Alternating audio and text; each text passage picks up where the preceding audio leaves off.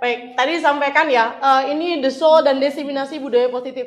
The Soul sendiri itu adalah program yang sudah istilahnya yang sudah jadi budaya juga di SD Alsen, kepanjangan dari The Spirit of Unyielding Learning Effort, atau bahasa kitanya adalah semangat untuk berbagi yang tak tergoyahkan gitu. Jadi apapun yang kita peroleh, wawasan apapun yang kita tahu, konsep apapun yang kita tahu, kita tuh pengen segera langsung berbagi gitu. Karena mungkin ilmu itu justru semakin bertambah ketika dibagi ya. Kalau ilmu didiamkan, lama-kelamaan jadi kubangan air yang jadi penyakit gitu katanya. Jadi itu cuma dipikirin sendiri gitu, tanpa di-sharing atau dibagi. Nah, kemudian apa itu diseminasi? Diseminasi itu sebenarnya istilah baku ya. Kalau dalam KBBI sendiri, diseminasi artinya penyebarluasan ide, gagasan, dan sebagainya. Sebenarnya nggak mesti forum besar, hanya dengan rekan sebelahnya, kalau lagi duduk tepat di ruang guru, itu juga termasuk diseminasi gitu. Hanya saja mungkin ini biar sekaligus saja diseminasinya dilakukan.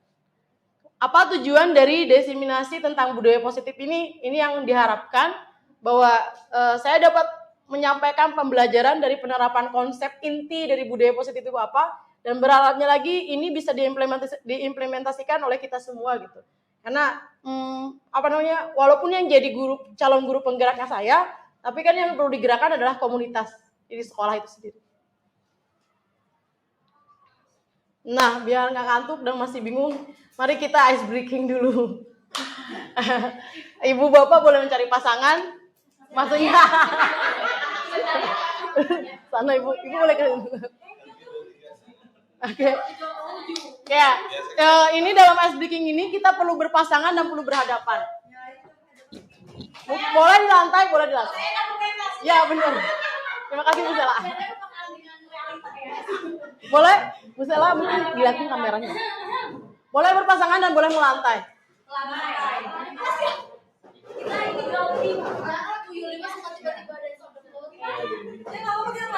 Bu Kikit, punten boleh kesini sebentar mau jadi contoh. Ibu dulu. Nah ini ice breaking-nya berhubungan dengan tepuk gitu ya. Cuma kita berbahasa Inggris. Namanya double this, double that. Gerakannya seperti ini. Double this, double that. Double this, double that. Double this, that. Ya. Oke, ulangi ya. Coba ulangi ya. Double this, double that. Double this, double that. Double this, that. Ulangi ya. Oke, kita kecepatan itu ya. Turunkan. Kecepatan motor listrik ya. Double this, double that. Double this, double that. Double this, that. Yang terakhir double this, that. Siap? Coba. Sekarang Bu Kiki sama Bu Devi. Yang pertama dua kali ya. Double this, double that. Double this, double that. Double this, that. Ayo. Oke, dari saya ya.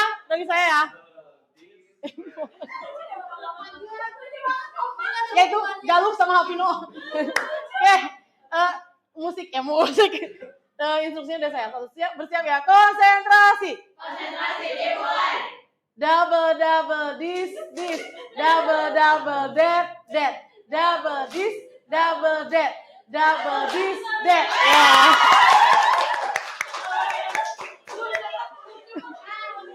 Oke. Sekarang dinaikin ya. Konsentrasi. Double this, double that. Double this, double that. Double this.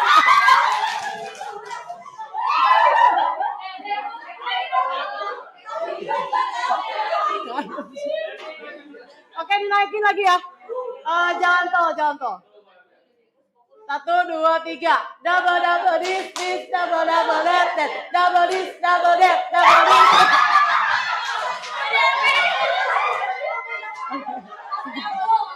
Ya, baik. Ibu-ibu, bapak-bapak. Baik, di bagian apa makna budaya positif, hampir semua dari ibu bapak menjawabnya sebagai penerapan kebiasaan baik ya. pembiasaan positif, pembiasaan baik, habit yang baik. Kemudian bagaimana cara penerapan budaya positif Ibu Bapak selama ini. Ada yang berhusnudon, membiasakan 4S atau 3S atau 7S.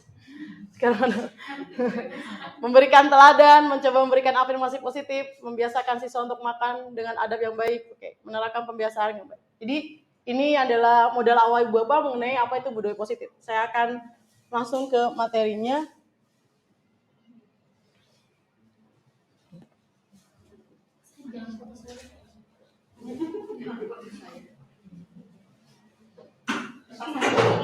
Udah ini. Udah selesai. Baik, budaya positif.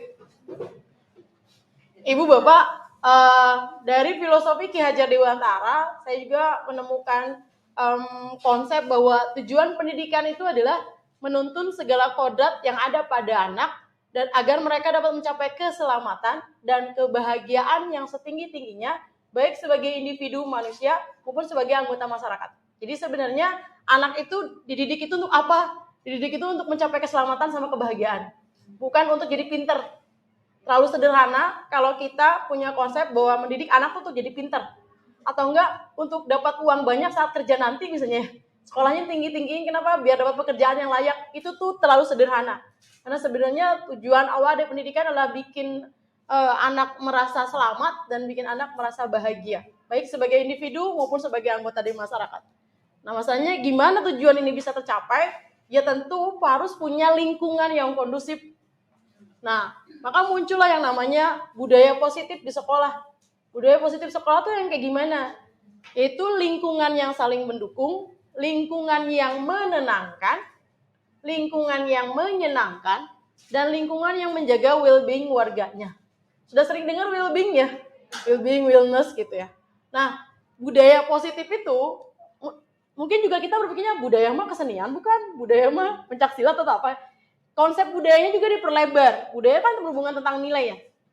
Nilai karsa, nilai cipta, nilai karya gitu. Jadi nggak hanya berhubungan dengan hal-hal yang seni gitu budaya itu. Terlalu sederhana. Jadi diperluas. Budaya positif sekolah itu kayak gimana? Sekolah yang menenangkan dan menyenangkan. Mungkin kita sering dengar ya sekolah kita disebut sebagai sekolah yang menenangkan dan menyenangkan. Itu juga udah masuk dalam budaya. Jadi tujuan ini akan tercapai kalau lingkungannya sudah kondusif. Lingkungan kondusif yang kayak gimana? Mungkin poin-poinnya ini. Ini yang saya dapatkan dari hasil belajar dari pelatihan itu ya. Oh mungkin kalau disimpulkan lingkungan yang sekolah yang memiliki budaya positif adalah sekolah yang punya poin-poin ini. Saling dukung, lingkungannya menenangkan, lingkungannya menyenangkan. Kemudian well-being-nya dijaga. Konsep well-being udah cukup kuat mungkin dari Ibu Bapak tahu ya, karena kita sudah dapat pemahaman well-being ini dari psikolog dan dari yayasan juga gitu. Jadi kita sudah sama-sama paham masuk well-being di sini apa. Yang kalau hati Ibu Bapak tentram ketika di sekolah itu salah satunya mungkin well-being itu ya. Itu mengenai konsep budaya positif. Mirip-mirip dengan yang tadi Ibu Bapak sampaikan ya di awal, apa itu budaya positif. Nah, bagaimana kita menerapkan budaya positif? Ada konsep-konsep penting yang justru ini yang akan ngebangun yang namanya budaya positif di sebuah sekolah. Konsep yang pertama itu mengenai disiplin positif. Nanti dia akan dikupas selama ini makna disiplin itu apa gitu. Karena saya pun jadinya lebih terbuka gitu. Karena selama ini berpikirnya disiplin itu ya taat gitu. Ternyata enggak gitu maksudnya. Kemudian konsep berikutnya yaitu mengenai motivasi perilaku. Ada yang namanya hukuman dan penghargaan. Kemudian yang namanya posisi kontrol perilaku. Kemudian ada juga yang namanya keyakinan kelas atau sekolah. Dan yang terakhir segitiga restitusi. Apa-apa saja maksud dari konsep-konsep ini akan dijelaskan berikut. Ini, disiplin positif. Saya pun dapat konsep baru nih dari Bapak pendidikan ya tentang pernyataan dari kalimat beliau ini jadinya make sense sih, di sekolah juga ada kayak gini gitu. Mari kita dalami sama-sama pernyataan dari Bapak Ki Hajar. Mungkin Bapak Eko mau membacakan ini karena suaranya kan bapak-bapak ya. Enggak Pak? Mulutnya bergerak nggak? Nanti pakai air, belum ada air. Ya. Di mana? di mana ada kemerdekaan, disitulah harus ada disiplin yang kuat. Sungguh pun disiplin itu bersifat self-disiplin, yaitu kita sendiri yang mewajibkan kita dengan sekeras-kerasnya, tetapi itu sama saja.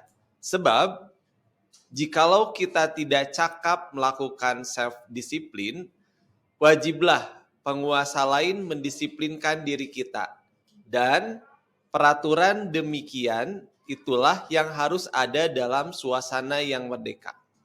Ki Hajar Dewantara, Pemikiran, Konsepsi Keteladanan, Sikap Merdeka, cetakan kelima 2013 halaman 470. Oke, terima kasih Bapak Eko. Ada yang mau berpendapat atau enggak? Oh, intinya ini atau enggak? Ini tuh maksudnya kalimatnya gimana? Kalau kalimat seperti kalimat sastrawan gitu. Ya mangga mungkin biar kedengaran. Bahwa disiplin itu ternyata muncul dari dalam diri. Kalau misalnya tidak muncul dari dalam diri atas output dari kemerdekaan yang kita punya, itu harus ada campur tangan pihak luar gitu, siapapun itu. Baik mungkin kalau siswa mah sekolah gitu, atau mungkin kalau kita pihak lain juga gitu. Jadi sebaiknya memang disiplin itu muncul dari dalam diri atas kemerdekaan yang kita miliki. Terima kasih Bu. Ada lagi yang ingin menyampaikan pandangannya mengenai kalimat dari Bapak Ki Hajar ini?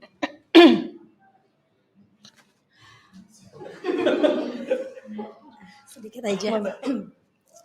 Kalau dari sini kan konsep disiplinnya berarti memang disiplin itu self disiplin ya. Kalau misalnya enggak seperti itu, maka kita harus didisiplin oleh orang lain. Itu adalah sama dengan tidak merdeka. Berarti disiplin itu adalah bentuk dari kemerdekaan itu sendiri. Terima kasih. Iya benar. Nah, oke, terima kasih. Ya benar. Bapak pendidikan kita menyampaikan bahwa yang namanya disiplin itu disiplin diri ya, bukan dipengaruhi oleh orang lain. Jadi kalau misalnya saya datang ke sekolah tepat waktu karena aturan gitu, itu bukan disiplin namanya. Itu kayak dipaksa. Saya nggak merdeka berarti. Gitu Mas. Nah, tapi ada kalimat berikutnya yang saya rasa ini berkaitan dengan kenapa anak SD, anak-anak usia dini sampai anak usia sekolah dasar masih perlu arahan disiplinnya dari kita. Ini kalimat yang ini. Ya, nih, jika tidak cakap melakukan self disiplin, maka ada penguasa yang mengarahkan kan. Nah, jadi kalau misalnya, berarti anak SD biarin aja, diabur, di ini. Enggak, karena anak SD secara kematangannya belum ajak gitu. Jadi self-disiplin dari anak SD itu masih perlu diarahkan. Maka peran kita, bukan penguasa dalam hal otoriter ya, lebih ingin mengarahkan mereka untuk ngebentuk self-disiplin itu gimana. Anak TK, anak SD, masih level sana. Mungkin anak SMP menuju SMA, itu harusnya sudah mulai punya kemerdekaan untuk mendisiplinkan dirinya gitu. Konteksnya ke sana gitu. Nah kemudian ternyata pemikiran dari Bapak Ki Hajar ini sejalan dengan seorang psikiater yang bernama, ini namanya Diane Gosen. Tulisannya Diane ya, Diane Gosen. Ya, beliau punya konsep bahwa kata disiplin itu konotasinya dengan disiplin diri. Jadi ada disiplin itu kan dalam bahasa Latin itu ada arti-arti masing-masing ya. Disiplin itu disiplina, belajar. Kalau diturunkan lagi ada disiplin, artinya murid gitu. Jadi sebenarnya disiplin itu berhubungan dengan bagaimana perilaku kita, bagaimana kita belajar dari sebuah perilaku gitu. Itu konsep disiplin yang diajarkan oleh Dr. Dain ini. Tapi lebih dalamnya lagi dia menjelaskan bahwa yang namanya disiplin itu konotasinya adalah disiplin diri. Apa maksudnya disiplin diri? Bagaimana cara kita mengontrol diri, bagaimana menguasai diri untuk memilih tindakan yang mengacu pada nilai-nilai yang kita hargai. Jadi ketika saya memilih untuk datang tepat waktu, itu karena saya ngehargain diri saya. Karena tepat waktu itu nilai kebajikan dalam diri saya, dan itu tuh diakuin kan kalau tepat waktu itu nilai kebajikan gitu. Jadi bukan karena aturannya begitu, enggak. Tapi memang ada dalam diri saya ingin menghargai diri saya ingin mendalikan diri saya perlu datang tepat waktu. Jadi sebenarnya mungkin kita sering dengar dari Bu Devi ya, disiplin itu urusannya regulasi diri gitu. Nah ini maksudnya, disiplin itu adalah kontrol diri. Jadi disiplin itu tidak sesederhana kayak patuh sama aturan. Disiplin itu nurut, gak banyak nanya, bukan kayak gitu tuh ya. Disiplin itu tata tertib, bukan itu sebenarnya. Konsepnya, jadi sebenarnya disiplin itu adalah mengendalikan diri. Gitu. Gimana nih caranya kita membentuk disiplin positif? Karena mungkin seolah-olah ini kayak sebuah untuk anak SD disiplin positif terlalu besar mungkin tugasnya. Tapi sebenarnya kita bisa membentuk dan membiasakan itu. Pembentukan disiplin positif kan tadi ya, bahwa disiplin itu belajar untuk kontrol diri yang dilakukan untuk mencapai tujuan mulia. Kan tadi, kenapa tepat waktu? Aku punya nilai-nilai yang namanya menghargai waktu. Kenapa ngerjain tugas? Aku punya nilai-nilai yang namanya kayak ingin menguasai sesuatu, ingin bisa terampil dalam sesuatu. Itu nilai kebajikan, dan nilai kebajikan itu universal. Nilai kebajikan itu universal. Nanti ada turunannya ya. Kalau nilai kebajikan itu kalau di sekolah kita disebut sebagai 7 karakter Alsen. Itu namanya nilai kebajikan. Ngapain kita perlu bersikap disiplin? Itu karena kita ingin mencapai tujuan yang mulia. Tujuan mulia itu tadi, yang karakter apa yang kita bentuk, nilai apa yang ingin kita miliki gitu. Yang perlu dilakukan adalah penguatan keyakinan diri. Nah, keyakinan diri tadi ya, dari sebuah nilai akan jadi keyakinan. Ingin seperti apa Anda? Oh, saya ingin menjadi orang yang misalnya punya integritas yang tinggi. Saya ingin menjadi orang yang tertata gitu. Saya ingin menjadi orang yang, ya tadi misalnya balik lagi ke tepat waktu. Itu keyakinan diri kita yang bentuk. Nah, selama ini ada yang saya juga cukup miss keyakinan diri sama kesepakatan. Karena nanti dari keyakinan diri akan muncul yang namanya keyakinan kelas dan sekolah. Selama ini kita terbiasa dengan kata kesepakatan. Nah, ternyata kalau kesepakatan itu udah ada. Jadi anak-anak ngikut kan. Kalau keyakinan diri muncul dari anak. Kita ingin kelas ini seperti apa? Oh, kelas yang tertib. Coba buat keyakinan diri jadi kelas yang tertib gimana? Saya perlu melakukan ini. Saya perlu melakukan ini. Saya perlu melakukan ini. Itu muncul dari anak keyakinannya. Sedangkan kalau kesepakatan, biasanya aturannya kita yang tentukan. Dan kadang ada ujung-ujungnya maksa gitu. Walaupun di kelas ada yang gak setuju kan. Misalkan yang paling vokal si A, gini bu aturannya. B vokal, C tuh nggak setuju tapi nggak berani gitu. Berarti bukan keyakinan yang dibentuk di sana. Tapi kepada ya dipaksain aja kesepakatannya gitu. Jadi justru untuk ngebentuk disiplin yang perlu ditumbuhkan oleh kita adalah keyakinan diri, bukan kesepakatan. Jadi penggunaan istilah ternyata cukup berpengaruh. Hanya saja mungkin hal yang jarang bagi kita di sekolah. Keyakinan kelas ini apa ya? Jarang kan? Karena itu kayak keyakinan berhubungan sama itu ya. Iya mungkin kepercayaan atau apa. Itu mungkin. Tapi disiplin diri itu dimulai dengan menguatkan dulu keyakinan diri. Apa sih yang ingin dikuatkan oleh anak di kelas? Tapi kalau untuk menggali itu dari diri anak, mungkin anak mungkin akan bingung ya. Maka kita sebagai amongnya mereka yang akan menuntun mereka, ingin seperti apa mereka. Misalkan, Bu, aku ingin jadi anak yang anak yang disukai di kelas. Oke, kalau gitu bentuk keyakinan dirinya apa kalau pengen jadi anak disukai? Misalkan bersikap baik, sopan sama siapa, kemudian menemani teman kalau dia sendirian gitu. Itu kan bentuk-bentuk keyakinan diri yang bisa kita bantu ke anak kelas 1, 2, 3 gitu. Kalau 4, 5, 6 mungkin udah bisa punya poin-poinnya itu. Nah, ini motivasi intrinsik. Anak-anak di sini kan lebih banyak ya anak-anak psikologinya. Motivasi intrinsik itu udah dorongan dalam diri kan. Nah, emang agak sulit juga kalau ini dimulai untuk anak usia dini sampai SD, tapi dibiasain katanya. Kita butuh waktu memang untuk membiasakan ini ke anak-anak. Selama ini kalau anak-anak ditanya, apa dorongan kamu belajar? Disuruh ibu, suruh bunda, biar aku pinter, biar aku nanti kalau kerja dapat uang. Itu masih apa? Itu mah kan dari luar ya. Masih ekstrinsik. Jadi maklum kalau nanti ada naik turun gitu. Maklum kalau suatu saat ada sesuatu yang di luar, kok ekspektasi kita A, anak malah memunculkannya B gitu. Karena hampir semua dorongan yang anak dapat itu dari luar, bukan muncul dari dirinya. Kemudian yang perlu dikuatkan lagi untuk disiplin positif ini adalah penguatan keyakinan kelas dan sekolah. Nah, perlunya kita merunutkan satu jalur gitu. Jadi kalau visi sekolah kita apa? 7 karakter Alsen ya. Maka di kelas tuh perlu diturunkan perilaku 7 karakter ASEAN tuh kayak gimana aja. Jadinya kadang kala mungkin kita nggak terlalu ngeh dengan visi sekolah gitu ya, nggak menggunakan visi sekolah sebagai membuat tata tertib di kelas gitu. Jadi baiknya memang runutannya bahwa keyakinan kelas, aturan kelas itu adalah turunan dari visi sekolah kita. Sehingga kalau seperti itu setiap akhir tahun kita bisa membuat refleksi kan, sejauh mana visi sekolah kita itu tercapai tiap kelasnya. Nah, itu mungkin perlu kerapihan dalam hal membuat ini keyakinan kelas.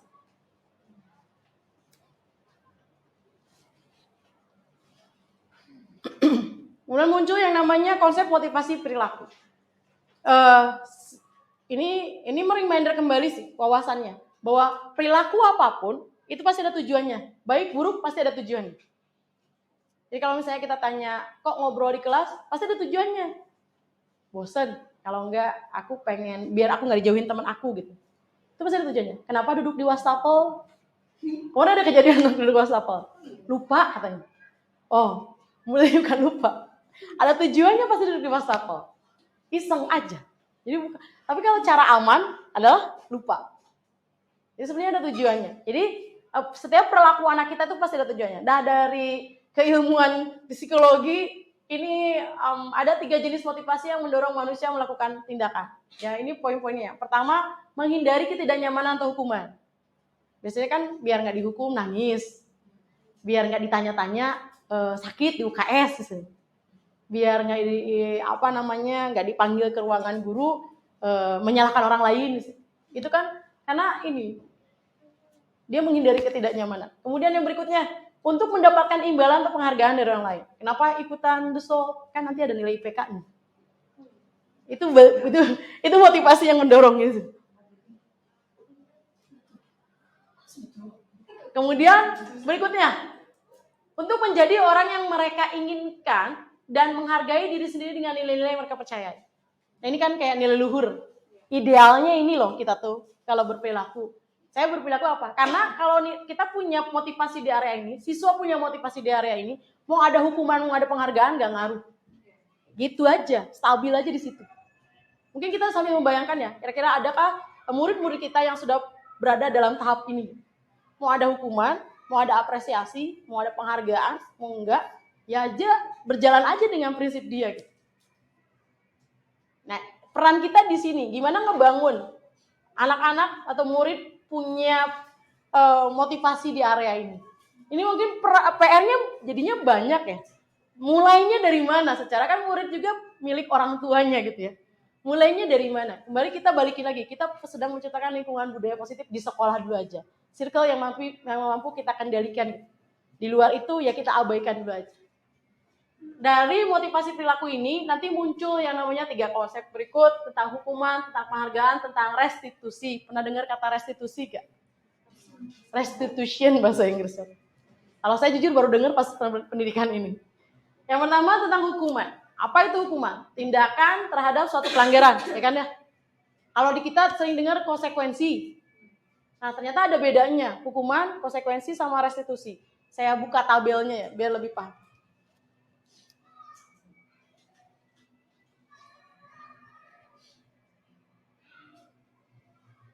Ya, sudah jelaskah atau kurang? Jelas.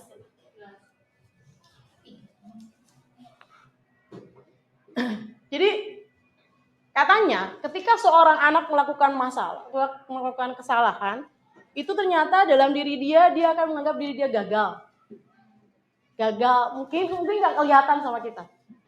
Mungkin kita malah lebih kelihatannya dia ngerasa bersalah, dia nggak ngerasa bersalah. Tapi sebenarnya ada yang namanya sesuatu yang membuat dia ngerasa bahwa dia tuh gagal. Kayak misalnya, aku salah dong, berarti aku nggak bisa kayak gitu lagi ya. Atau enggak, berarti aku nggak bakal dijauhin teman-teman aku ya. Itu kayak semacam gagal menurut dia. Nah, ternyata kalau kita menggunakan konsep hukuman, kita sedang membentuk identitas gagal di anaknya. Kalau kita menggunakan konsep konsekuensi dan restitusi, itu sedang membentuk identitas sukses. Tapi ternyata konsekuensi itu ternyata masih di bawah restitusi. Kalau saya secara refleksi, jujur kita selama ini masih menggunakan di sini. Restitusi itu 1-2. ketika kita dalam kondisi tenang, sadar, kita melakukan restitusi. Tapi kalau lagi dikejar waktu dan ini terlalu banyak tekanan, akhirnya kita balik ke sini kan. Dan kalau makin ditekan banget kekesalan kita ngerasa bahwa harga diri kita sudah jatuh gara-gara murid, balik ke sini biasanya. Tapi mudah-mudahan ini sudah dihapuskan oleh kita. Kita masih di area ini nggak apa-apa, tapi sedang berlatih ke sini. Mungkin dari satu poin aja. Misalnya ini ya, hukuman ya. Tidak nyaman untuk murid. Kadang hukuman nggak nyaman untuk murid kan. Dibentak aja saat itu dia nggak nyaman sebenarnya kan.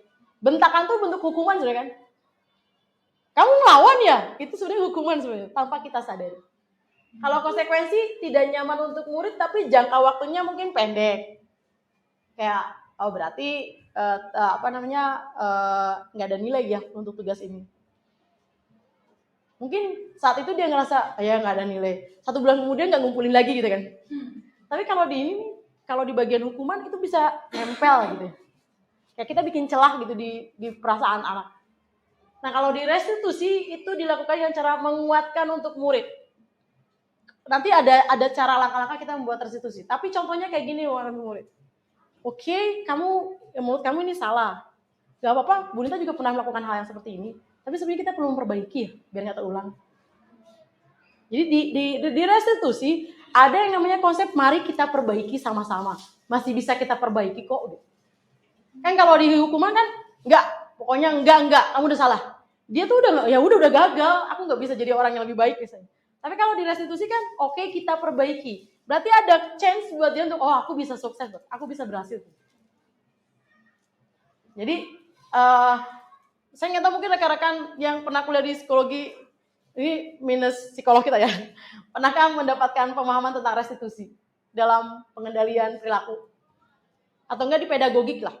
Saya ngerasa bahwa, di zaman dulu kuliah pedagogi saya nggak dapat ini gitu. Jadi akhirnya penanganan permasalahan siswa lebih kepada ya pakai sistem alam gitu. Ini digimanain gitu, hanya gitu kan. Ya ini bisa perilaku ya. Kita balik lagi sih. Jadi ini ya, hukuman dan restitusi. Perbedaannya jelas ya. Kalau hukuman itu memang untuk, katanya gini, hukuman itu dalam upaya menstabilkan kembali aturan gitu. Karena kan udah dilanggar, ya kayak udah dibenturkan, ayo kita beresin gitu ya. Nah, kalau restitusi itu memperbaiki kesalahan siswanya gitu. Kesalahan siswa. Dan yang terakhir ini yang kadang memang saya sempat diskusi juga dengan Bu Devi tentang bentuk penghargaan, bentuk pujian. Tapi ternyata ini kayak buah si malakama gitu penghargaan. Tanpa kita sadari sebenarnya penghargaan itu mirip-mirip hukuman. Cuman kayak positif. Dan cara penghargaan itu termasuk dengan cara mengontrol perilaku seseorang ya. Tapi akhirnya muncul ketergantungan.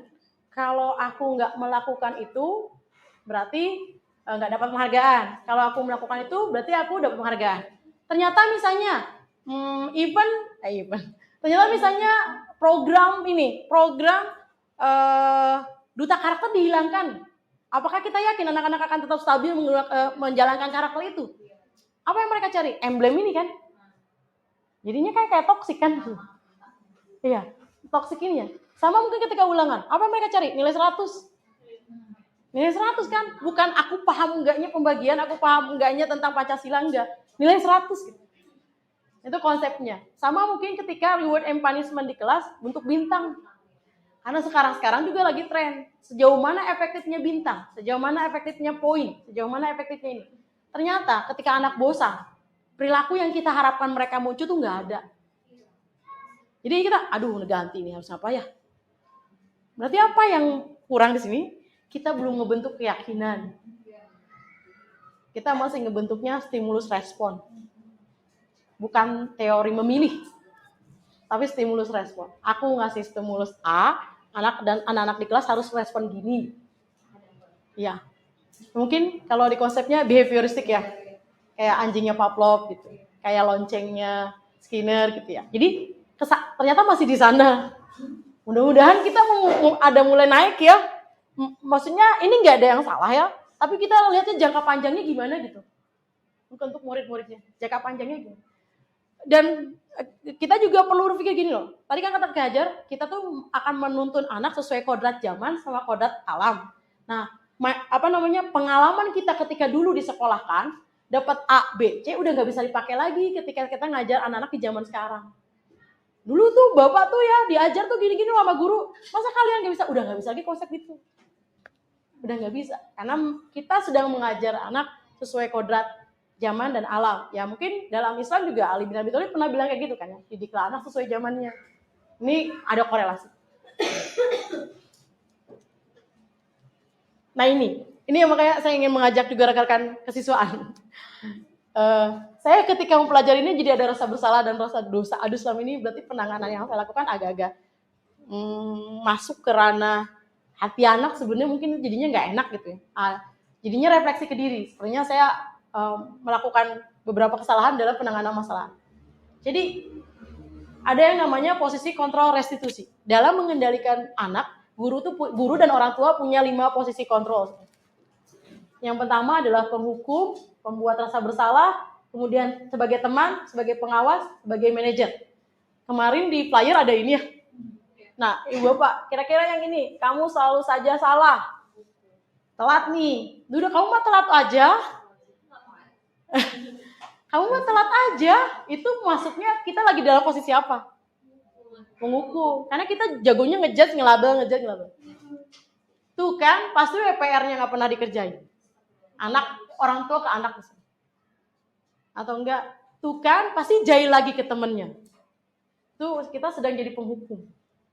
Dan memang penghukum itu antagonis gitu. Penghukum itu konsepnya udah doang antagonis.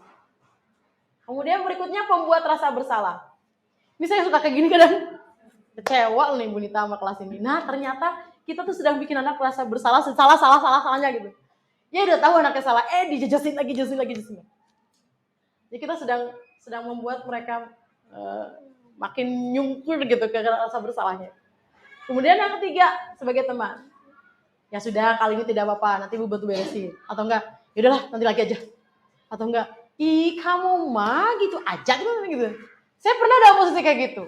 Dan ternyata jeleknya apa? Kalau kita memposisikan diri sebagai teman di ranah ini. Anak hanya tergantung sama kita. Ketika sosok kita nggak ada, ketemu sama orang lain, dia yang nggak nurut sama orang itu.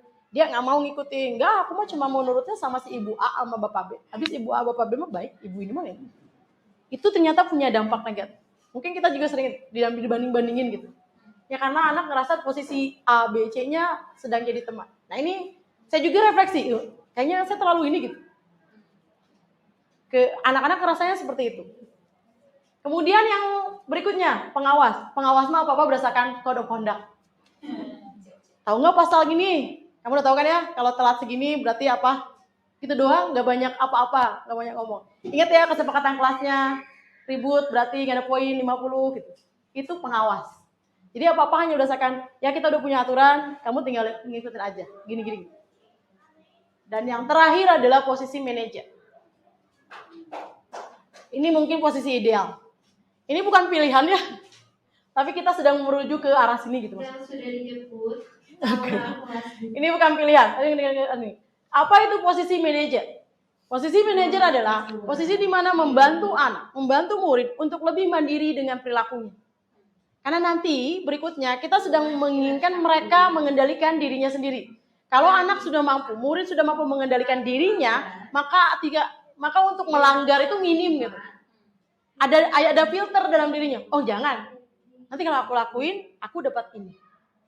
Oh aku harus lakuin. Karena kalau aku lakuin hal positif ini, manfaatnya gede buat aku. Nah kita tuh kita perlu dalam posisi manajer. Memanage mereka agar bisa memanage dirinya sendiri. Nah kalau kita berhasil dalam posisi manajer dan membentuk anak-anak yang seperti itu, maka kita nggak akan dipusingkan dengan kertas hijau. Kita nggak akan dipusingkan dengan COC nggak pernah ditaati. Kita nggak akan pernah dipusingkan dengan sedikit-sedikit dipanggil. Karena anak ternyata mampu memanage dirinya sendiri. Itu tujuan dari turunan disiplin positif sampai sini tuh ini tujuan. Menjadikan anak jadi manajer buat dirinya sendiri. Nah ini, mari kita berlatih restitusi dalam penyelesaian masalah anak. Restitusi itu apa? Nih, proses menciptakan kondisi bagi murid untuk memperbaiki kesalahan mereka sehingga mereka bisa kembali pada kelompok mereka dengan karakter yang lebih baik. Jadi kita lagi ngajak anak nih, kayak macam ngedidik anak, gimana ya biar kejadian itu nggak terulang, kita perlu perbaiki dan biar mereka dipercaya lagi sama kelompoknya. Anak kadang kita punya temuan kan anak dipanggil nih sama si A sama si B, keluar dari kelas, apa yang dilakuin teman-temannya? Kamu habis dimarahin. Kamu habis ini. Nah, label temennya bikin anak makin down lagi gitu. Tapi ketika beres restitusi, keluar dari sebuah ruangan, anak temannya bilang, kamu habis ini, iya memang, tapi aku jadi tahu cara memperbaiki diri aku. Nah udah kayak gitu temannya, wah. Nah dipanggil dari ruangan Pak Hedi itu gini ya, dipanggil dari ruang Bu Nita itu gini ya. Jadinya, dengan restitusi kita juga selain ingin kayak semacam menjaga marwah anak ya. Jadi mengembalikan lagi bahwa kamu tuh masih bisa memperbaiki perilaku kamu gitu. Bukan judge yang kemarin anak nakal tuh jadinya bukan judge seumur hidup gitu. Kayak gitu. Nah, segitiga restitusi itu ada tahapannya, ada langkah-langkahnya. Yang pertama yang perlu kita lakukan adalah menstabilkan identitas. Tadi kita mau ngebentuk identitas gagal di anak atau mau ngebentuk identitas sukses. Nah, di menstabilkan identitas yang perlu kita lakukan adalah ini. Mengajarkan kepada anak bahwa permasalahannya masih dapat diperbaiki. Mari kita cari jalan keluar. Oke, ya, aku ngerasa bersalah ya. Aku kayaknya melakukan kesalahan ya, Bu. Oke, kalau kamu merasa seperti itu, tapi mari kita cari jalan keluar ya. Kita cari solusi. Kalau anak cuma bilang, Bu, ya udahlah, aku mau minta maaf. Enggak selesai dengan itu. Itu tuh ujung banget gitu minta maaf. Balik dulu, anaknya harus digali dulu. Sebenarnya permasalahan apa sehingga aku berada dalam posisi ini. Kemudian nanti masuk ke validasi tindakan yang salah. Anak atau murid akan dituntut untuk memunculkan motivasi intrinsik dalam dirinya. Oh, iya, aku salah karena aku terlambat. Aku terlambat karena apa? Dijelasin. Hari ini bangun jam 6, Bu. Ditanya lagi. Kenapa bisa bangun jam 6? Soalnya semalam habis mabar misalnya. Tanya lagi. Didalemin gitu. Ini di langkahnya. Sampai anak merasa bahwa, oh itu tuh salah ternyata. Bukan kita yang bilang, tuh kan, salah kan? Benar, bukan gitu. Tapi dari anaknya. Dari diri anaknya. Nah kemudian di validasi tindakan ini kita akan nuntun anak untuk mengaitkan kira-kira perilaku terlambat itu nggak sesuai sama keyakinan sekolah ini apa ya, atau nggak sesuai sama karakter apa ya. Disiplin, Bu. Oke, disiplin, Bu, kamu tuh harus kayak gimana ya? Disiplin tuh berarti kayak gini. Jadi ini dikaitkan dengan keyakinan yang ada di kelasnya, kaitkan dengan keyakinan yang ada di sekolah kita, atau kaitkan dengan keyakinan yang ada dalam diri dia. Dan yang terakhir langkah berikutnya adalah menanyakan keyakinannya yang ini. Memiliki prinsip bahwa setiap tindakan, oh maaf ini kebalik ya, ini terakhir ya. Yang nomor 2 tuh yang ini. Memiliki prinsip bahwa setiap tindakan dilakukan karena ada satu tujuan tertentu. Misalkan gini, Bu, aku terlambat. Yang perlu kita lakukan adalah, kamu pasti punya alasan ya terlambat hari ini. Itu langkah kedua, kamu pasti punya alasan terlambat hari ini. Bu, aku ngobrol di kelas, aku bosan. Ya Ibu paham gimana kalau bosan. Bu, aku hari ini memecahkan tempat minum teman aku karena aku nggak bisa diem. Kita bantu bahwa oh iya kalau kadang gerakan kita berlebihan ada barang-barang yang mungkin akan jatuh lah, ada inilah. Kayak yang iya memang kayak gitu pasti terjadi. Kayak yang Bu, tempat minumnya si A jatuh, aku nggak bisa diem. Dibilangin juga kan harusnya diem gitu. Bukan gitu. Konsepnya kayak gitu. Jadi kita lebih menetralkan dulu kalau di sana. Kemudian pemikiran guru yang awalnya stilus-stilusan jadi proaktif. Jadi gini, anak-anak itu masih butuh dipancing kan ya. Tadi misalnya aku terlambat, ya Bu Nita paham. Bu Nita pernah juga dalam kondisi kayak gitu. Bisa juga kayak gitu ya. Kemarin ada anak yang cerita, aku kalau matematika kesulitan ya. Saya bilang, ya Bu Nita juga tahu rasanya sulit dalam matematika gitu. Jadi dia ngerasa sama kita sejajar gitu. Oh sama nih, guru aku juga pernah dalam kondisi kayak gitu. Nah itu kalau udah di posisi level 2 ini, validasi tindakan, anak ngerasa bahwa oh orang-orang juga pernah punya pengalaman kayak gitu. Tapi ternyata guru yang ini masih bisa melanjutkan sekolahnya, walaupun matematika bermasalah misalnya. Ternyata guru yang ini masih bisa bekerja, senyum dengan yang lain ketika ada kesedihan, anak tuh mendapatkan gambarannya seperti itu. Dan yang terakhir tadi ya, meyakinkan keyakinan tuh balikin. Kira-kira perilaku mereka tuh nggak sesuai sama keyakinan kelasnya di mana. Kira-kira itu dikaitkan dengan aturan yang ada. Lalu terakhirnya ditanya, untuk penyelesaiannya ditanya, kira-kira biar nggak terulang apa yang perlu kita lakukan. Kalau dia bingung, kita bisa nanya, mau dibantu nggak? Apa perlu bantuan nggak? Apa perlu option kah gitu? Mungkin anak SD masih butuhnya kayak gitu kan. Jadi kita kayak kasih bantuan atau tawarkan juga. Kemarin juga sempat ada kejadian, saya nawarin, perlu kamu kira-kira butuh bantuan nggak menyelesaikan ini sama temennya? Nggak usah Bu, aku bisa. Nah berarti udah gitu. Nggak yakin bisa, nanti diulang lagi gerak. Nggak gitu, itu jadi menjatuhkan lagi, udah nyampe level 3 dijatuhin lagi. Nah ternyata Ibu Bapak, saya ngerasa bahwa sekolah ini sebenarnya udah punya restitusi. Hanya kadang kita, kebalik ya, apakah kita punya waktu yang cukup untuk melakukan itu? Belum makan siang, belum buku agenda diisi gitu. Akhirnya kita terlupa untuk melakukan langkah-langkah restitusi. Ini nggak tahu ya, ini sepemahaman saya. Apakah rekan-rekan, maksudnya kita pernah dapat wawasan ini enggak? Ini yang saya rasakan. Ketika ada satu masalah sama anak, kita diajarkan untuk coba verifikasi dulu perasaan mereka. Aku kesel, aku marah. Kalau kata Bu Devi, keselnya segede gini kah? Gitu kan, segede gini.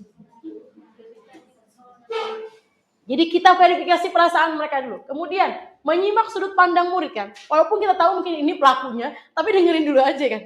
Karena dia sudah suka punya kronologi gini, cerita-cerita gini. Kemudian berikutnya bantu murid merunutkan kronologinya. Tadi pagi Bu, pas waktu misalnya mau sholat duhur, tadi pagi, tapi sholat duhur gimana maksudnya? Nah itu dirunut, karena kadang mereka nggak runut. Dan berikutnya membuka kesempatan murid mencari solusi menurut mereka. Menurut kamu gimana? Kayaknya aku ganti deh barang yang tadi jatuhinnya. Coba mundur lagi sebelum mengganti barang yang jatuh, apa ya yang perlu lakuin? Jadi kita bantu mereka nyari. Yang terakhir, membuat komitmen perubahan. Oke, biar ini nggak terjadi lagi, apa yang harus lakukan ya? Kalau kata mereka, aku janji ini. Oke, nanti Ibu lihat ya, apakah kamu sudah melakukan perubahan itu atau enggak. Saya ngerasanya guru-guru kita sudah melakukan hal-hal ini gitu. Hanya saja tadi kita tuh sedang meregulasi diri urusan mau nggak ngeluarin effort gitu untuk menyelesaikan masalah anak dengan langkah-langkah ini. Karena ya itu 1-2 hal terbentur A, B, C, akhirnya kita balik lagi ke tadi, ke penghukum, ke teman, ke ini gitu. Seperti itu. Iya. Mungkin itu terakhir restitusi, segitiga restitusi. Saya kasih contoh kalimat dalam penggunaan segitiga restitusi.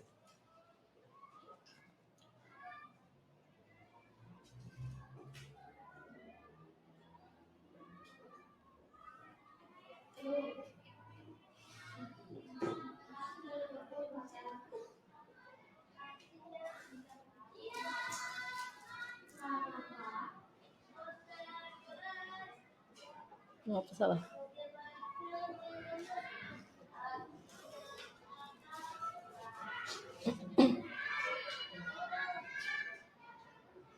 Nah ini kalimat pertama restitusi. Kalau anak bercerita, berbuat salah itu tidak apa-apa ya.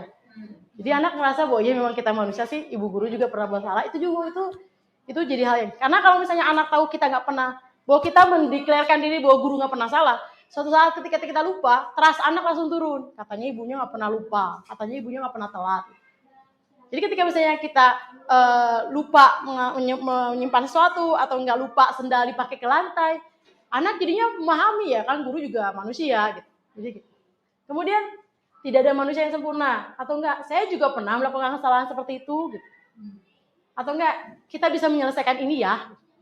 Terus Bapak Ibu tidak tertarik mencari siapa yang salah. Kayak bisa, Bu, sini. Tar dulu. Kita nggak usah nyari siapa yang salah di sini. Kayak gitu. Kita ingin cari solusinya. Terus kalau enggak, kamu berhak merasa begitu. Misalnya aku marah, aku kesel, aku ingin pukul gitu. Itu juga nggak apa-apa. Nggak boleh mukul, inget ya. Di dalam gitu, jangan dulu kasih kayak. Nggak ada. Udah nggak masuk. Nasihat-nasihat udah nggak masuk. Kemudian apakah kamu sedang menjadi teman yang baik buat diri kamu sendiri? Ini udah level atas. Kalau kelas 1 ditanya gini, hah? Temen aku makin di gitu. Tapi nggak nyambung. Ya, kemudian kalau validasi tindakan, contohnya gimana? Padahal kamu bisa melakukan yang lebih buruk dari ini ya. Misalkan, aku telat bangun, tapi aku tetap sekolah. Lebih buruk dari ini misalnya nggak datang sekolah. Tapi kamu bisa kamu tetap bisa ke sekolah ya gitu. Itu kayak, oh saya punya harapan. Atau enggak, kamu pasti punya alasan mengapa melakukan hal ini. Atau enggak, kamu patut bangga pada dirimu sendiri karena kamu telah melindungi sesuatu yang penting buatmu. Misalnya, aku didorong, atau enggak, pantat aku dipegang, jadi aku pukul dia. Nah ini kan kayak sampai sini. Wah, berarti kamu bisa melindungi diri kamu ya. Kamu boleh mempertahankan sikap itu, tapi kamu harus menambahkan sikap yang baru. Misalkan nggak mau, aku nggak mau minta maaf. Ada yang kayak gitu ya? Ya udah, ya nggak apa-apa. Gitu. Kamu nggak mau minta maaf sekarang. Tapi sepertinya perlu ada sikap yang baru ya. Kamu perlu turunin dulu tensinya atau apa gitu. Itu kan lebih kepada ya anak ngerasa kita bisa membantu. Terakhir, kalau menanyakan keyakinan tuh kayak gini. Apa yang kita percaya sebagai kelas atau keluarga? Maksudnya kayak ya kelas ini tuh ingin dibangun berdasarkan apa sih? Misalnya saling percaya, saling menghargai, saling menghormati, menjaga keselamatan. Kemudian apa nilai-nilai umum yang telah kita sepakati? Kemudian apa bayangan kita tentang kelas yang ideal? Kemudian terakhir, kamu mau jadi orang yang seperti apa? Misalnya marah-marah, mukul-mukul, aku belum puas, belum ini gitu. Ditanya, jadi kamu tuh ingin jadi orang seperti apa? Mungkin itu bisa meredam mereka. Ya itu contoh kasus. Ya demikian mungkin rekan-rekan mengenai budaya positif serta konsep-konsep pembangunnya dari budaya positif itu sendiri. Ini pemikiran saya, gak tahu ya rekan-rekan, kalau saya lihat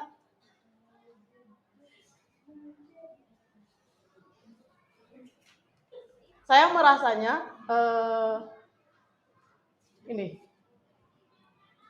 apakah rekan-rekan sepakat atau tidak, ada saya merasanya bahwa peran penerapan budaya positif di sekolah ini nggak 1-2 orang. Jadi saya ngerasanya bahwa semua orang punya kontribusi gitu. Jadi jangan lihatnya, wah ini mau tugas manajemen, kerjaan manajemen, enggak gitu. Kita tuh punya peran, kita punya kontribusi untuk menciptakan budaya positif di sekolah. Ya mungkin salah satu caranya dengan poin-poin ini ya. Nah, yang restitusi tadi di sekolah kita sebutnya sebagai tabayun ya. Coba tabayunkan dulu. Nah, itu kalau konsep dari konsep yang diajarkan di sini namanya restitusi. Demikian mungkin desiminasi dari saya. Jika ada hal yang ingin diskusikan, kita punya waktu 10 menitan ke depan. Mari kita berdiskusi. Ini hanya penguat aja Bu Widi. Ini hanya penguat aja. Mungkin nanti rekan-rekan bisa membaca ini di mading ruang guru, bisa saling mendalami. Karena saya yakin selalu ada perubahan-perubahan. Karena anak kita juga dinamis gitu. Murid-murid yang muncul nanti mungkin tiga kelas berikutnya udah beda lagi nih karakteristik dan dinamikanya. Maka keilmuan kita pun harus terus diperluas dan diperkuat. Mohon maaf jika ada hal yang kurang berkenan. Semoga apa yang didapatkan hari ini itu bisa bermanfaat dan ilmunya ini bisa menjadi berkah untuk kita semua. Assalamualaikum warahmatullahi wabarakatuh. Ya, sesi diskusinya boleh direkam. Ya, mangga ada yang mau diperkuat atau ada yang mau bercerita pengalaman, mangga Bu Yuli.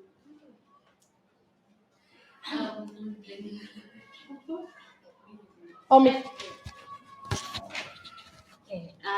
Mungkin lebih ke sharing ya dengan pengalaman yang ada gitu. Kan tadi tuh ada yang restitusi. Bukan Tuti, Resti dan Tuti. Ya, restitusi. Nah, itu seperti mudah ya untuk dijalankan dan saya juga sepertinya pernah deh. Nah, tapi tantangannya mungkin rekan-rekan yang lain bisa sharing juga gitu ya, karena ini pengalaman saya ke beberapa kali ingin menyelesaikan masalah, membantu begitu ya, menyelesaikan masalah anak-anak atau menghadapi masalah anak-anak. Tapi yang tadi Bu Nita sampaikan, ketika kita sedang harus makan, itu udah lapar harus makan, terus butuh istirahat nih karena tadi sebelumnya di kelas juga sudah full ngajar gitu, udah di puncak-puncaknya, capek segala macamnya kerasa ketika ada anak yang entah ngelaporin guru lain, misalkan ngelaporin ke kita, atau misalkan anaknya yang Bu ininya gini itunya gitu, itu tuh namanya pengennya meledak aja, pengen marah-marah sekaligus gitu di satu tempat itu gitu, atau nggak di anak itu. Nah tips and trick mungkin ya, bagaimana rekan-rekan di sini ketika menghadapi hal seperti itu gitu. Kalau kemarin sih pada saat itu saya menghadapinya ya sudah, tarik nafas dulu gitu, nggak langsung ketemu dengan masalahnya, tapi ya namanya manusia gitu ya, mukanya udah nggak bisa dikontrol lah, udah jutek sejutek-juteknya, nggak tahu mungkin anaknya ngeh atau enggak gitu. Sayanya juga bicaranya ketus dan gimana, jadinya nggak selesai mungkin, cuman dengan cara yang ya gitu, yang mungkin tadi yang naik harusnya udah di manajer, apa ya, di tahapan itu harusnya udah naik, ini masih stuck aja di situ. Nah, mungkin yang lain pernahkah seperti menghadapi hal seperti itu gitu, dimana kita sudah puncaknya banget, ini mah banget menghadapi situasi seperti itu. Terima kasih Bu Nita. Baik, terima kasih Bu Yuli.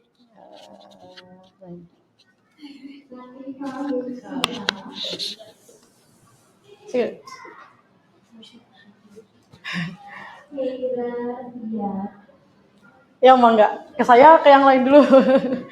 Yang lain mangga. Ini mungkin dari sudut pandang saya. Ada yang terlewat juga. Jadi dalam hal tindakan atau perilaku, kita juga perlu mengenal tentang yang namanya 5 kebutuhan dasar manusia. Dan ternyata saya menemukan beberapa pelanggaran yang dilakukan oleh murid kita karena kebutuhan dasarnya nggak terpenuhi. Ini yang sering saya temukan akhir-akhir ini. Ada beberapa anak yang bilang, Bu, aku belum sarapan. Apa yang dilakukan di kelas? Ganggu. Ngotel, bolak-balik toilet, temennya diajak ngobrol, fokus, nggak ngefokus misalnya. Kalau mungkin hafalan tuh nggak, nah si itu ngapalinnya gitu. Ini saya temukan di kelas bawah maupun di kelas atas. Ketika dia cerita, Bu, aku nggak sarapan. Ternyata yang muncul adalah perilaku melanggar. Nah, selama ini kita menganggapnya bahwa pelanggaran siswa itu karena anaknya nggak nurut, karena anaknya nggak bisa dikasih tahu, karena anaknya punya permasalahan. Tapi sebenarnya mungkin kita lupa bahwa setiap kita itu punya 5 kebutuhan dasar. Kalau 5 kebutuhan dasar ini tidak terpenuhi, hanya muncul pelanggaran-pelanggaran. Mungkin respon negatif sih, bukan pelanggaran. Respon negatif bedanya. Dan sering saya temukan anak-anak yang telat makan, yang nggak sarapan lah. Padahal kan sarapan untuk anak-anak itu penting banget ya. Nah, kita juga ketika kita mencoba untuk menyelesaikan sebuah permasalahan, kita harus selesaikan dulu 5 kebutuhan dasar kitanya. Saat makan, kayak tadi ada kayak Bu Imam, bentar ya guru kelasnya makan dulu. Ya bener, makan dulu. Karena kalau lagi makan siang, Bu, si itu jatuh. Karena mungkin sebenarnya ada orang dewasa yang handle kok di sana gitu. Kita tinggal bilang, punten saya makan dulu ya, boleh dibantu dulu, ditemenin dulu gitu. Itu yang bisa berarti. Jadi kita selesaikan dulu 5 kebutuhan dasar kita. Jadi kalau misalnya ada permasalahan sesuatu dengan anak, kita tanya dulu, ini kebutuhan dasar saya udah terpenuhi belum? Nah, yang paling dasar adalah ini kan. Salah satunya makan. Penyelesaiannya makan tuh penting banget. Makan penting buat kita ajak kadang nggak sarapan rungsing kan ya. Kelas pertama nggak sarapan. Wah, kayak aduh ini kok ada yang rasanya baru kemarin bikin kesepakatan kelas. Karena kitanya kebutuhan dasar kitanya nggak terpenuhi. Udah mungkin di kelas juga banyak, Bu, aku cuma minum susu aja. Nah, mungkin penting bagi kita guru di SD untuk meminta orang tua pentingnya sarapan. Nggak keburu, tolong bekelin Bu, Pak, tolong bekelin. Penting. Nah, Ibu Bapak kalau ingat sebuah film namanya Beyond the Blackboard ya. Dulu kita pernah nonton. Si guru itu datang ke sebuah sekolah distrik gitu, dan yang pertama guru itu lakukan nggak ngajar atau apa, tapi berbagi snack bar. Ketika snack bar tiap pagi dibagiin, si anak-anaknya lama-kelamaan ada yang gengsi ngambil, pada pengen. Tapi lama-kelamaan ketika snack bar setiap sarapan mereka dapat, perilaku mereka lebih bisa dikontrol gitu. Lebih nurut sama gurunya. Nah, mungkin yang tadi Bu Yu sampaikan, apa ya, gimana ya kalau lagi hektik kayak gitu. Mungkin kita tanya dulu, ini kebutuhan dasar saya sudah terpenuhi belum saat akan menyelesaikan masalah ini. Karena ada yang kebutuhan kedua, misalnya selain bertahan hidup. Kebutuhan yang kedua adalah kasih sayang dan rasa diterima. Karena kadang, misalnya, ada rasa kita nggak diterima kayak pekerjaan kita kok salah terus ya sama sekolah. Mau gimana kita mau menyelesaikan masalah, karena kita sendiri nggak dihargain sama ini gitu. Itu juga kita perlu nanya, sejauh mana kita diterima di sekolah, sejauh mana kita diterima di keluarga kita. Sejauh mana kasih sayang itu full gitu untuk kita. Karena kalau kita masih mencari kasih sayang, ya boro-boro kita memberikan kasih sayang ke anak-anak gitu. Kayak udah tuntas belum sih kita diterima gitu. Kemudian kebutuhan berikutnya adalah pengakuan atas kemampuan. Oke, pengakuan atas kemampuan. Misalnya kita pernah menyelesaikan sebuah masalah si A ternyata berhasil. Tapi bagi rekan kerja kita atau bagi manajemen, kok kayak saya tuh selalu salah. Selalu dipanggil terus, Bu kemarin orang tuanya gini loh Bu. Berarti Ibu kayaknya ada langkah yang gak sesuai. Itu kan sebenarnya kemampuan kita lagi dicoret. Padahal kemarin tuh berhasil loh menurut kita mah. Gitu. Atau enggak orang tua, Bu anak saya gini-gini loh, gimana sih Bu di kelasnya gini-gini. Perasaan kita tuh udah ngeluarin semua effort gitu. Nah kalau kita juga ini belum tuntas, ya siap-siap aja kita rusing dalam hal. Ya, berani dengan guru. Ada Bu Devi nggak? Kemudian kebutuhan akan pilihan. Di sini saya bilang bahwa anak punya kemandirian, kita juga punya otonomi. Kalau misalnya ada permasalahan A tentang anak dan kita sudah minta, maksudnya kita sudah diskusi dengan teman B, diskusi teman B dengan C, diskusi dengan manajemen apa, kita diberikan pilihan. Mangga menurut Bu Yuli yang terbaik yang mana? Harus gini loh Bu Yuli, nggak boleh keluar dari SOP, nggak gitu. Kita punya will, kan free will ya. Punya will untuk kayaknya ini karena mungkin kami ya mungkin saya yang melihat keseharian, saya yang tahu permasalahannya kayak gimana gitu. Kayak tolong beri ruang saya dulu untuk menyelesaikan ini, kalau enggak saya akan minta bantuan gitu. Enggak yang direcokin. Jadi mohon maaf kalau saya sebagai manajemen suka ngerecokin gitu. Saya mau belajar nggak bisa kayak gitu sistemnya. Setiap orang punya free will-nya. Setiap orang punya kebutuhan untuk punya pilihan. Nah, yang terakhir kebutuhan untuk merasa senang. Kalau ada anak-anak di kelas yang heureuy wae, mungkin kebutuhan senangnya belum terpenuhi. Ini saya nemuin di kelas 5 ya Bu Nida. Ternyata emang anaknya di rumahnya tipikalnya heureuy. Akhirnya saya bilang gini, gimana kalau minta waktu ke guru sebelum mulai pembelajaran, kamu stand up komedi dulu biar ketawain semua orang. Ya kayaknya bisa. Iya, karena dia sering speak up, senang diketawain. Karena menurut dia tuh rasa senang itu dapetnya di sana. Nah mungkin kita tanya, ada anak yang ini canda aja, coba kasih panggung, coba ada cerita lucu nggak kamu cerita di depan kelas. Ya, jadi kayak waktu Indonesia bercanda gitu ya. Mungkin di kelas boleh tuh kayak gitu, saatnya WB ya gitu. Mau dia atraksi mau apa gitu. Jadi semuanya balik ke sini. Mungkin kita perlu saling memahami. Ketika misalnya ada masalah A, anak terjatuh, guru kelas lagi makan, kita jangan langsung masih guru kelasnya nggak perhatian. Mungkin dia sedang memenuhi kebutuhan diri dia dulu. Kita sebagai orang-orang yang ada di sekitarnya perlu ngerasa oke, saya bantu ya, anaknya terluka misalnya. Kecuali kalau di sekolah ini nggak ada sama siapa pun gitu, anaknya terluka, guru kelasnya gitu. Enggak itu. Tapi kan maksudnya ada. Makanya pentingnya kita duduk kayak gini, biar kita satu frame mungkin ya. Ketika terjadi satu A, B, C, dan kita sedang tahu bahwa teman kita sedang memenuhi kebutuhan yang ini, maka kita maju untuk mau dibantu nggak? Dan ketika ditawarkan hal yang kayak gitu, mungkin perlu untuk nggak usah tersinggung, dia mau bantu kita, bukan mau masuk ke ranah kita gitu. Jadi kita perlu satu frame untuk hal itu. Kayak gitu mungkin Bu Yuri kalau dari sudut pandang saya ya. Karena memang energi kelas bawah itu wow ya. Jadi kadang kita lupa dengan 5 kebutuhan dasar ini. Nah, penting juga kita mengajarkan ke anak-anak. Kalau misalnya dianya lagi nggak bisa diem, teriak kicing ditanya, udah sarapan belum? Aku udah sarapan, terus ya hari ini udah ngobrol belum sama mama, sama ayah. Mungkin dia gak kesempatan ngobrol sama orang tuanya, jadi pengen ngomong terus di kelas. Atau enggak kayak tadi, butuh apa, ditanya. Tapi jangan juga jadi ruang untuk baru mulai belajar, free time Bu, free time. Enggak ya. Ada. Ya, tetap itu mah dijaga. Karena kan ya, kita mau menumbuhkan self disiplin anak, kita jadi orang yang sedang mengendalikan itu gitu, sedang menumbuhkan itu. Jadi bukan yang ruang bebas buat jadi disiplin positif, budaya positif bukan berarti memberi ruang bebas untuk anak, terserah mau belajar mau enggak, terserah itu bukan itu ya. Kita tetap punya kendali, hanya saja sesuaikan dengan kodrat zaman dan kodrat waktunya. Mungkin dari sudut pandang saya, yang lainnya boleh. Kenapa Bumi ya? Semangat kelas 1 ini sih. Nah, saya sempat bertanya, tapi belum ada jawaban sampai saat ini. Di sini diajarkan segitiga restitusi, tapi tidak ada pembahasan mengenai jenjang pendidikan. Ketika berhadapan dengan masalah anak SD, terutama kelas bawah, saya rasa segitiga restitusi ini agak kaku gitu. Berarti kita perlu menguasai apa? Seni berdialog dengan anak. Dan kita perlu tahu apa? Tugas perkembangan anak. Mungkin itu ada yang, mungkin ada tapi kurang tergali ya. Saya nggak tahu kurang tergali. Jadi ada Anak level SD itu kan anak kelas 1-3 tugas perkembangannya dengan 4-5-6 beda. Ketika kita mau melakukan restitusi, kita kan harus tahu dulu, nih kebutuhan mereka apa, karakteristik mereka apa. Saya ngomong sama mereka gimana? Karena khawatirnya ketika membicarakan segitiga restitusi ke anak kelas 1, 2, 3, kita tuh ngerasa udah sesuai, langkah-langkahnya selesai. Terus anaknya kayak, abis ngapain? Nggak tahu, tadi kata Bu Yuli mah gini. Nuang, teriak lagi gitu. Berarti kan ya ada yang nggak nyampe, ya mungkin masuknya itu nanti kita lebih banyak dialog sama psikolog gitu.